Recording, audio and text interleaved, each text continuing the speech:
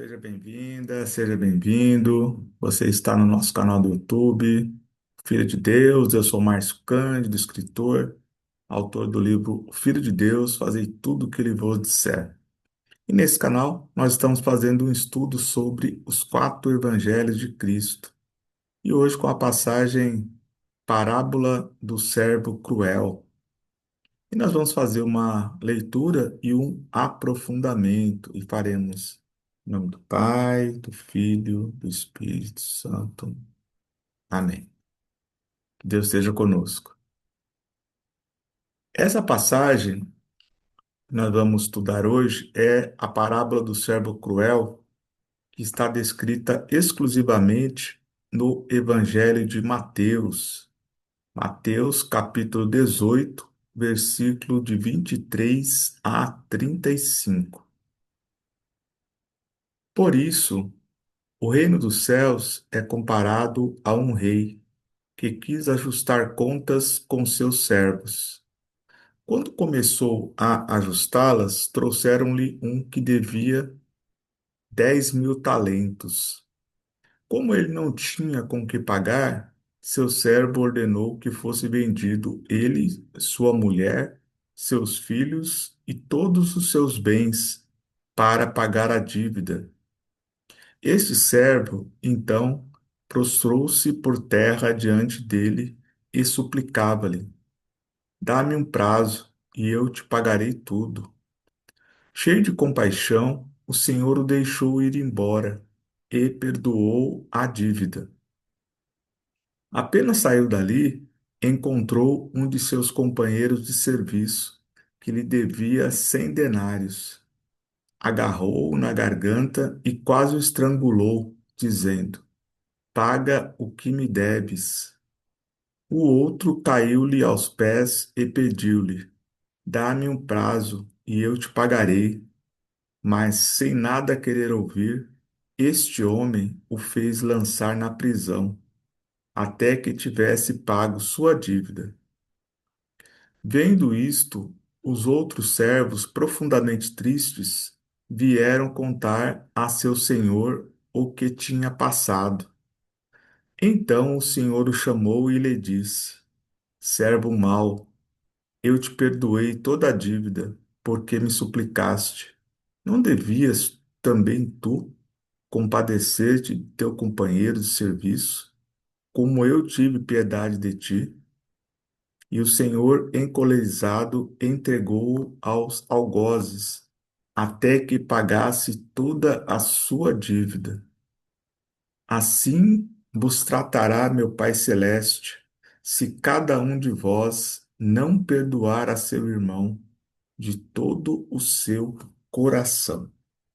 Então, essa é a narrativa do Evangelho de Mateus sobre parábola do servo cruel. Bem, agora vamos fazer uma reflexão, né, sobre o que essa passagem está nos dizendo, né, à luz do Evangelho. Mas antes disso, quero te convidar, se você ainda não está inscrito no nosso canal, se inscreva aqui no nosso canal para não perder nenhuma de nossas atualizações. Deixe aqui o seu comentário sobre qual a sua opinião sobre essa passagem, sobre o nosso estudo de hoje. Compartilhe para que mais um irmão ou irmã também possa fazer parte desse estudo. Se puder, deixe aqui uma curtida, que é muito importante para fortalecer o engajamento do nosso canal, né? O alcance da nossa mensagem. Bem, então vamos à passagem de Mateus. O rei que está colocado aqui, né, é o papel que Deus exerce na nossa vida, né? E era uma dívida alta, né? 10.000 talentos. É bastante complicado quando a gente vai medir a, a moeda, né? Os valores daquele tempo. Mas 10.000 talentos compreende, ao pé da letra, tá? Há umas 350 toneladas de ouro ou prata.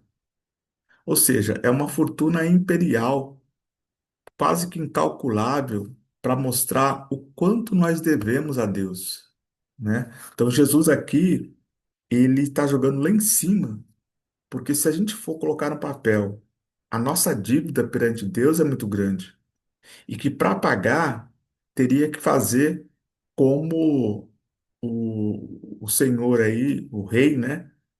Ia fazer com o servo. Para me pagar, você vai ter que vender sua mulher, seus filhos, seus bens. Mas Deus não é cruel. Deus é misericordioso. Ele sabe das nossas fraquezas. E ele teve misericórdia. E a misericórdia, ela não é um presente de Deus.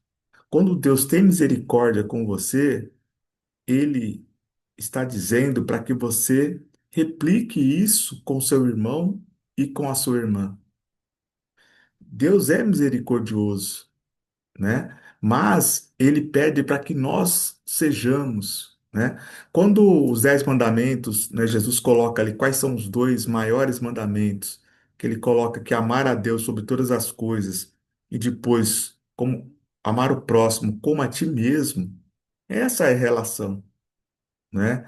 Então, quando você ama o seu próximo e você não é capaz de perdoar uma dívida, que amor é esse que você oferece? O amor de Deus é infinito, né? Ele está sempre pronto a nos perdoar. E aqui nessa parábola, Jesus está dizendo que assim como Deus é grande misericórdia conosco, nós temos que da mesma forma exercer misericórdia junto ao nosso irmão, à nossa irmã. Aí você vai me perguntar: "Ah, Márcio, mas eu nunca fiz isso." Vamos fazer uma análise da nossa vida. Quantas e quantas vezes que a gente rompe a relação com uma pessoa porque ela nos chateou, né? Quando a pessoa, você está ressentido com a pessoa. Aqui está falando de perdão. E perdão não é só relacionado a dinheiro. Quantas e quantas pessoas que por miséria, né, por frações, ele rompe toda uma relação, né, de história, famílias, né? A gente vê famílias em discórdia, e aí você vai levantar, ó, qual é o problema? São coisas tão pequenas, né? Tão mesquinhas, que nos coloca ainda menores diante da bondade de Deus, né? Então, vamos trazer para a nossa vida que o perdão deve ser infinito. E recentemente nós estudamos aqui no nosso canal, né, sobre o perdão. E aqui Mateus ele prossegue, né? Uma palavra de Jesus sobre a questão do perdão, né? Então, assim como Deus nos perdoa, nós devemos perdoar ao nosso irmão e à nossa irmã.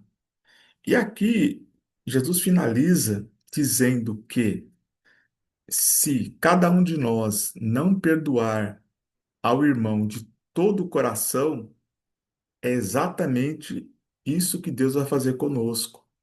Lançar-nos na prisão, nas trevas exteriores.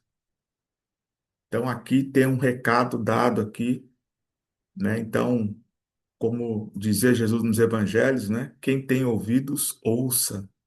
Olha o que o nosso Senhor está dizendo aqui.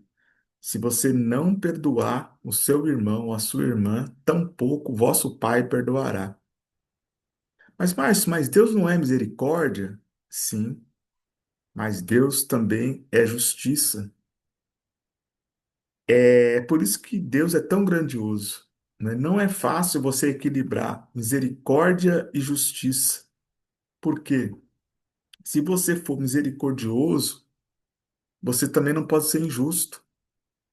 Então aqui Deus teve misericórdia aqui, né? O rei aqui nessa parábola de Jesus, né? O rei teve misericórdia, mas ele também foi justo, porque ele teve misericórdia para aquele com o servo mau, e à medida em que ele não teve misericórdia com o seu semelhante, ele foi o quê? Ruim? Não, ele foi justo. Então aqui existe uma história de misericórdia e de justiça. É assim que Deus age na nossa vida. Ele é infinitamente misericordioso, ao passo que também é infinitamente justo. Portanto, se você acha que Deus vai perdoar porque Deus é grande, mas ele também é justiça.